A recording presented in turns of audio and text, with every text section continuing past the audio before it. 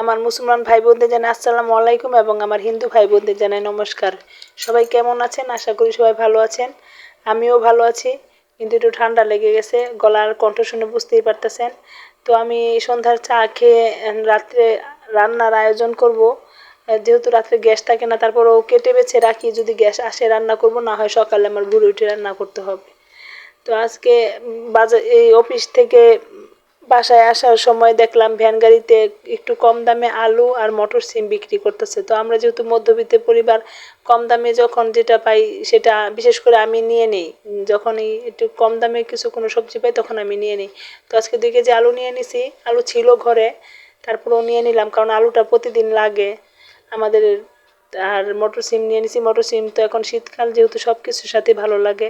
তো ফ্রিজ খুলে দেখলাম ফ্রিজের ভিতরে মূলা, যেহেতু মাঘ মাস চলতেছে, মাঘ মাসে অনেক হিন্দুরা মূলা খায় না, কারণ শাস্ত্রের কিছু কিছু মানতে হয় না, একবারে না মানলেই না মানা হয়। আমি একটু কিছু কিছু হলেও মানি, যেহেতু মাঘ মাসে মূলাও খাওয়াটা নিষেধ, তো আমি মাঘ মাসে মূলও খাই না।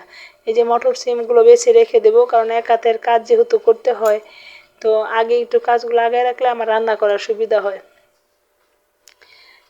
আমার ছোট মেয়েটার সাথে বসে বসে বাঁচতেছে আমার সাথে, ওরও একটু ঠান্ডা লেগে গেছে, আমার একটু ঠান্ডা লেগে গেছে।